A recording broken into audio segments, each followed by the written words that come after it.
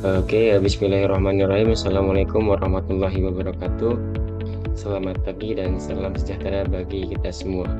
Yang terhormat Ibu Dr.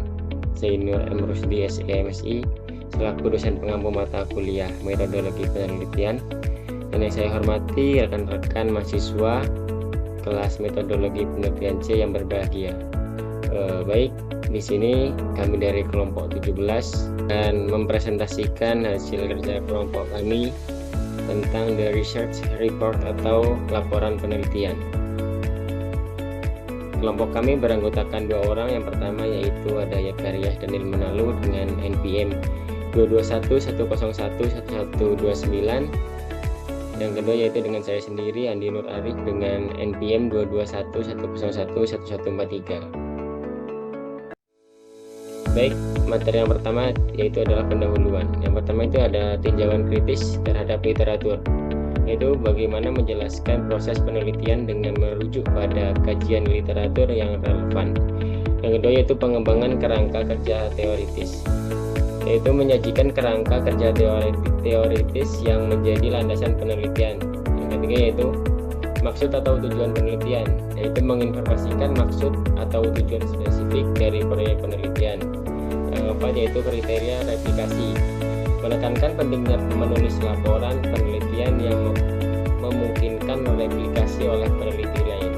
Yang kelima yaitu komunikasi hasil dan rekomendasi, mengkomunikasikan hasil penelitian dan rekomendasi secara objektif dan efektif kepada sponsor atau pihak yang berkepentingan. Dan yang keenam yaitu pentingnya penulisan yang ringkas, meyakinkan dan jelas untuk menyoroti pentingnya penyampaian informasi secara efektif dalam laporan penelitian. Yang kedua yaitu mode komunikasi. Dalam mode komunikasi ini ada 2, yaitu laporan tertulis dan presentasi lisan. Yang pertama yaitu laporan tertulis, yaitu menekankan pentingnya penyusunan laporan penelitian yang baik untuk mengkomunikasikan temuan dengan jelas. Yang kedua yaitu presentasi lisan, yaitu membahas kebutuhan untuk penyajian lisan yang efektif, terutama dalam konteks presentasi hasil penelitian. Yang selanjutnya yaitu laporan tertulis. Yang pertama yaitu ada deskripsi masalah dan tujuan penelitian. Laporan tertulis dimulai dengan menjelaskan masalah manajemen yang akan diatasi dan tujuan penelitian. Hal ini membantu pembaca memahami alasan di balik proyek penelitian tersebut. Yang kedua yaitu fokus laporan tertulis. Laporan harus memungkinkan pembaca untuk mengevaluasi fakta dan argumen yang disajikan, memeriksa hasil penelitian, merefleksikan kesimpulan, dan mengimplementasikan rekomendasi. Tujuan laporan dapat bervariasi dan bentuk laporan harus disesuaikan dengan tujuan tersebut. Yang ketiga yaitu bentuk laporan tertulis. Laporan bisa fokus pada memberikan rincian tentang bidang tertentu yang diminta oleh manajer, atau memberikan beberapa solusi alternatif untuk memperbaiki masalah. Bentuk laporan akan bervariasi tergantung pada permintaan manajer dan kompleksitas masalah yang ditangani. Yang keempat yaitu contoh jenis laporan. Laporan bisa berupa analisis singkat untuk memberikan informasi yang diinginkan oleh manajer. Laporan juga bisa berisi beberapa solusi alternatif dan analisis biaya manfaat untuk membantu manajer membuat keputusan. Ada juga jenis laporan yang komprehensif seperti yang ditemukan dan dipublikasi. Yang kelima yaitu komprehensif dan sesuai format. Laporan yang memerlukan peneliti untuk mengidentifikasi masalah, menyajikan temuan, dan memberikan rekomendasi harus mengikuti format penelitian yang lengkap. Selanjutnya itu adalah karakteristik laporan yang ditulis dengan baik. Yang pertama itu ada kejelasan. Laporan harus mudah dipahami oleh pembaca dengan penjelasan yang jelas dan tidak ambigu. Yang kedua yaitu keringkasan. Laporan harus disusun dengan singkat dan padat tanpa menyertakan informasi yang tidak perlu atau redundan. Ketiga yaitu ketepatan penekanan, yaitu aspek-aspek penting dari penelitian harus ditekankan dengan baik untuk memastikan pembaca memahami inti dari laporan tersebut. Yang keempat yaitu pengorganisasian dan yang bermakna. Paragraf-paragraf dalam laporan harus diorganisir secara logis dan berhubungan satu sama lain sehingga alur pemikiran menjadi jelas. Yang kelima yaitu transisi yang mulus. Transisi antara topik-topik dalam laporan haruslah halus dan tidak membingungkan pembaca. Yang keenam yaitu pilihan kata yang tepat. Penggunaan kata-kata yang sesuai dan tepat akan memperjelas pesan yang ingin disampaikan dalam laporan. Kekhususan informasi yang disajikan dalam laporan haruslah spesifik dan relevan, tanpa penggunaan jargon teknis atau statistik yang berlebihan. Yang kedelapan yaitu pernyataan asumsi dengan jelas. Setiap asumsi yang digunakan dalam penelitian harus dinyatakan dengan jelas dalam laporan untuk memastikan transparansi dan kepercayaan. Yang kesembilan yaitu fakta daripada opini. Laporan harus berdasarkan fakta yang terverifikasi, bukan opini subjektif. Yang ke-10 yaitu meningkatkan aliran materi. Laporan harus disusun sedemikian rupa sehingga meningkatkan aliran materi yang bermakna dan memudahkan pembaca dalam memahami konten. Selanjutnya itu judul dan halaman judul. Yang pertama yaitu peran judul dan ringkasan manajemen. Judul laporan penelitian dan ringkasan manajemen memberikan gambaran singkat kepada calon pembaca tentang isi dan fokus penelitian. Yang kedua yaitu kriteria judul yang efektif. Judul harus deskriptif, mencerminkan isi penelitian secara akurat, menunjukkan metode atau temuan penting dalam penelitian. Yang ketiga yaitu contoh judul deskriptif. Contoh judul deskriptif seperti dampak investasi modal Ventura terhadap kinerja saham perusahaan publik, memberikan gambaran langsung tentang topik dan fokus penelitian. Yang keempat yaitu informasi yang disampaikan melalui judul. Judul yang baik juga dapat memberi informasi tentang hasil penelitian, metode yang digunakan, atau pertanyaan penelitian yang diajukan. Yang kelima yaitu daya tarik judul. Judul yang menarik dan memikat dapat meningkatkan minat pembaca untuk membaca laporan penelitian secara keseluruhan.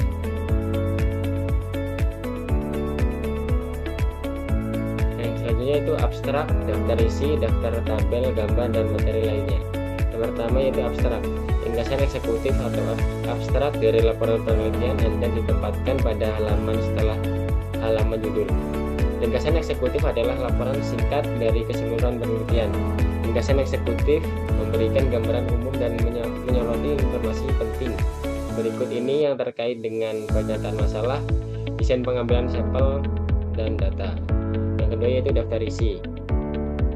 Logika struktur laporan penelitian Anda menjadi jelas tidak hanya melalui pilihan kata yang tepat dalam judul-judul bagian, tetapi juga sebagai hasil dari pengaturan komponen-komponen yang berbeda dari karya tersebut. Bagi pembaca, daftar isi berfungsi sebagai panduan dalam membaca laporan penelitian Anda. Daftar isi biasanya berisi daftar judul dan subjudul penting dalam laporan dengan referensi halaman. Daftar tabel dan gambar yang terpisah juga harus dicantumkan dalam daftar isi. Yang ketiga itu daftar tabel, gambar, dan materi lainnya. Daftar tabel, gambar, dan materi lainnya jika laporan penelitian berisi bagan, gambar, peta, tabel, atau jenis materi lainnya. Setiap seri tersebut harus dicantumkan secara terpisah dalam daftar, harus muncul pada halaman atau halaman-halaman setelah daftar isi. Setiap daftar tersebut harus muncul pada halaman terpisah dalam format daftar tersebut harus mengikuti gaya umum dari daftar isi. Yang selanjutnya itu kata pengantar. Kata pengantar digunakan terutama untuk menyampaikan hal-hal latar belakang yang diperlukan untuk memahami subjek yang secara logis tidak dapat dimasukkan ke dalam teks. Hal-hal seperti berikut ini juga dapat disebutkan di sini kecuali jika dibahas secara lebih ekstensif di dalam tubuh laporan penelitian. Yang selanjutnya itu surat otorisasi. Salinan surat otorisasi dari sponsor penelitian yang menyetujui investigasi dan merinci ruang lingkupnya terkadang dilampirkan di awal laporan penelitian. Surat otorisasi menjelaskan kepada pembaca bahwa tujuan penelitian telah mendapat restu penuh dari organisasi. Baik, untuk materi yang selanjutnya akan disampaikan oleh rekan saya. Baik, materi berikutnya terkait dengan bagian pengantar. Pada bagian pengantar, pada bab pertama dalam sebuah laporan penelitian, itu biasanya mengikuti struktur standar yang terdiri dari beberapa komponen utama. Yang pertama ada pendahuluan, yakni bagian tersebut memberikan gambaran umum tentang topik yang akan dibahas dalam penelitian, serta mengapa topik tersebut penting. Yang kedua, alasan penelitian atau deskripsi masalah. Di sini peneliti menjelaskan masalah yang mendasari penelitian. Penjelasan ini mencakup alasan mengapa masalah tersebut penting untuk diteliti dan dampaknya. Kemudian yang ketiga, tujuan penelitian dan pertanyaan penelitian. Bagian ini menjelaskan tujuan spesifik dari penelitian tersebut. Selain itu, pertanyaan-pertanyaan penelitian yang akan dijawab melalui penelitian ini juga disampaikan. Kemudian yang keempat itu adalah ruang lingkup penelitian. Menjelaskan batasan-batasan penelitian termasuk apa yang akan dan tidak akan dibahas dalam penelitian ini sehingga pembaca memahami cakupan dari penelitian. Kemudian yang kelima ada metode penelitian atau pendekatan. Di bagian ini peneliti menjelaskan metode atau pendekatan yang digunakan untuk mengumpulkan dan menganalisis data dalam penelitian. Kemudian yang keenam ada relevansi manajerial. Di sini peneliti menjelaskan bagaimana hasil penelitian ini relevan dan dapat digunakan dalam konteks manajerial dan praktik bisnis. Kemudian yang ketujuh ada struktur dan pembagian bab dalam laporan penelitian. Terakhir, peneliti memberikan gambaran singkat tentang bagaimana laporan penelitian akan disusun, termasuk pembagian bab, isi utama dari setiap bab.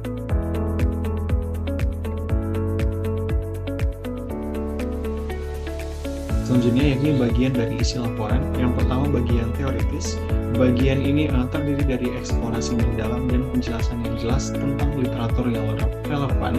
Karakteristiknya tergantung pada jenis studi yang dilakukan, yakni eksplorasi, deskriptif, atau kausal. Kemudian yang kedua ada fokus bagian teoritis. Mendokumentasikan instrumen-instrumen yang relevan dari penelitian sebelumnya untuk mendukung penelitian Anda. Memberikan temuan-temuan relevan dari penelitian sebelumnya yang mendukung tujuan dari penelitian Anda. Kemudian yang ketiga, tinjauan literatur yang selektif dan kritis. Tinjauan literatur ini harus selektif, berorientasi pada tujuan, menyeluruh, dan tentunya kritis. Lebih dari sekedar ringkasan literatur, harus memberikan pemahaman yang mendalam tentang topik penelitian tersebut. Kemudian yang keempat yakni kerangka teori dan hipotesis. Tinjauan literatur dapat diakhiri dengan kerangka teori dan hipotesis yang akan diuji dalam bagian empiris penelitian, atau jika penelitian bersifat deduktif dan kausal. Kemudian yang kelima yaitu hindari elaborasi yang tidak diperlukan, yakni menghindari elaborasi yang tidak memberikan kontribusi pada pemahaman yang lebih baik tentang masalah dan solusi yang diajukan.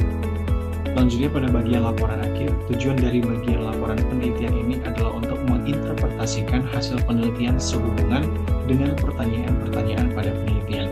Ini merupakan aspek yang sangat penting dari laporan penelitian. Pembaca atau manajer seringkali melewatkan bagian metode dan langsung menuju ke kesimpulan penelitian. Untuk alasan ini, pembahasan harus berdiri sendiri dan harus membentuk satu kesatuan dengan bagian awal dan akhir. Sertakan aspek berikut dalam diskusi Anda. Yang pertama, temuan utama dari penelitian. Kemudian yang kedua, implikasi atau manajerial dari temuan ini dibandingkan dengan pertanyaan penelitian. Kemudian rekomendasikan untuk implementasi dan analisis biaya manfaat dari rekomendasi tersebut. Kemudian keterbatasan penelitian dan saran untuk penelitian masa depan yang menindaklanjuti proyek penelitian yang Anda lakukan. Selanjutnya berkaitan dengan referensi. Yang pertama, daftar referensi. Daftar referensi disertakan setelah bagian akhir dari sebuah laporan penelitian, dimulai pada halaman baru. Daftar referensi mencakup sumber-sumber yang dikutip dalam tinjauan pustaka dan di tempat lain dalam laporan. Kemudian format referensi. Format referensi telah dibahas dan diilustrasikan dalam lampiran bab 4. Referensi harus disusun dengan format yang telah ditentukan. Kemudian catatan kaki. Jika ada catatan kaki dalam teks, mereka dirujuk secara terpisah di akhir laporan atau di bagian bawah halaman di mana catatan kaki tersebut muncul. Selanjutnya berkaitan dengan presentasi lisan. Durasi presentasi, yakni presentasi lisan biasanya memiliki durasi hanya sekitar 20 menit diikuti dengan sesi tanya jawab. Jadi dalam presentasi lisan tersebut, durasi yang diberikan 20 menit itu sudah termasuk dalam sesi tanya jawab. Kemudian yang kedua itu perencanaan yang matang. Presentasi lisan membutuhkan perencanaan yang matang, utamanya untuk menyajikan aspek penting penelitian secara efektif dalam waktu yang singkat. Kemudian tujuan dari presentasi, audiens yang belum membaca laporan penelitian harus diyakinkan tentang kebermanfaatan rekomendasi yang dibuat dalam penelitian kita. Kemudian tantangan presentasi. Nah, tantangannya yakni menyajikan informasi yang terperinci namun menarik minat audiens tanpa membuat mereka bosan. Kemudian kreativitas dalam presentasi. Berbagai rangsangan seperti bagian, film pendek, gambar, dan tabel harus diberikan secara kreatif untuk mempertahankan minat daripada audiens yang membaca penelitian kita ataupun mendengarkannya secara langsung atau lisan. Kemudian persiapan yang diperlukan yaitu meliputi pembuatan, perencanaan, pengorganisasian, dan latihan presentasi. Ini harus dilakukan untuk memastikan keberhasilan dari presentasi hasil penelitian yang sudah kita lakukan. Selanjutnya yakni adalah memutuskan konten. Yakni fokus pada poin-poin pentingnya. Tekanan yang pertama itu yakni tekankan inti dari apa yang ingin disampaikan kepada audiens. Jangan terlalu banyak detail yang bisa membingungkan atau mengalihkan perhatian dari pesan utama Anda. Kemudian yang kedua, masalah yang diselidiki, hasil penelitian, kesimpulan, rekomendasi, dan implementasi. Nah, ini merupakan elemen utama yang harus ditekankan. Pastikan audiens memahami yang pertama, masalah yang diselidiki. Apa masalah atau pertanyaan utama yang memotivasi penelitian tersebut.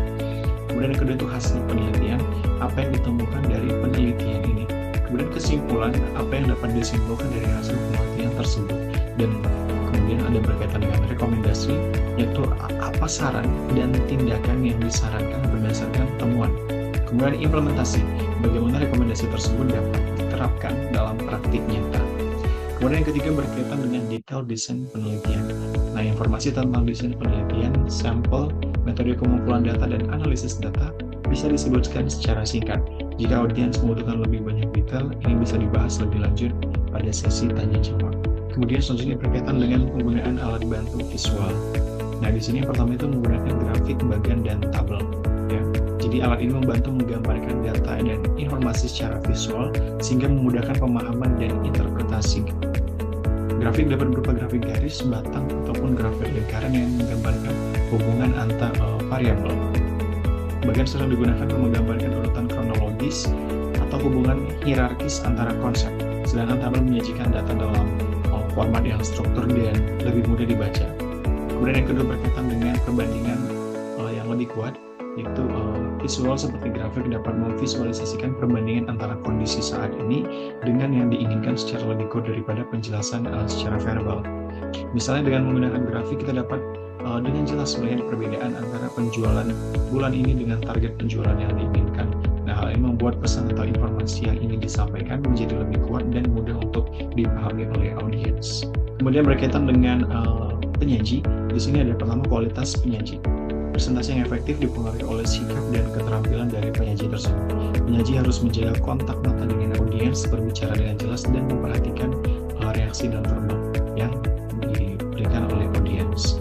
Kemudian patuh pada waktu dan fokus pada poin-poin menarik bagi audiens merupakan hal yang sangat penting dalam sebuah presentasi ataupun penyajian hasil penelitian kita. Kemudian mengatasi tantangan. Nah, yang pertama itu ada kegugupan yang berlebihan, kesulitan berbicara, atau ketidakkonsistenan dalam penyajian itu dapat mengurangi efektivitas dari presentasi yang kita lakukan. Kemudian yang kedua itu menjaga fokus pada topik utama penelitian dan mematuhi batas waktu adalah kunci untuk menjaga minat audiens. Kemudian presentasi. Yang pertama, sambutan pembukaan penting untuk menarik perhatian audiens dan menyiapkan panggung untuk presentasi. Aspek penting dari penelitian seperti masalah yang diselidiki, temuan, kesimpulan, dan rekomendasi harus disampaikan beberapa kali selama presentasi karena hal-hal tersebut merupakan hal-hal pokok-pokoknya, merupakan hal-hal yang penting, poin-poin penting yang sangat krusial. Jadi hal tersebut harus disampaikan secara berulang beberapa kali selama kita presentasi. Kemudian menangani pertanyaan. Nah, ini biasanya dalam suatu penyajian penelitian pasti kita akan grogi atau sedikit overthinking terhadap pertanyaan-pertanyaan yang dilontarkan. Jadi di sini terdapat beberapa untuk penanganan terhadap pertanyaan yang diberikan kepada penyaji presentasi. Yang pertama, penyaji yang ahli dalam topik penelitian dapat dengan percaya diri menanggapi pertanyaan dari audiens. Artinya ya kalau kita sudah menguasai topik yang kita bahas, penelitian yang kita bahas yang benar-benar kita kerjakan, kita tidak perlu takut, kita dengan percaya diri akan bisa menjawab pertanyaan tersebut.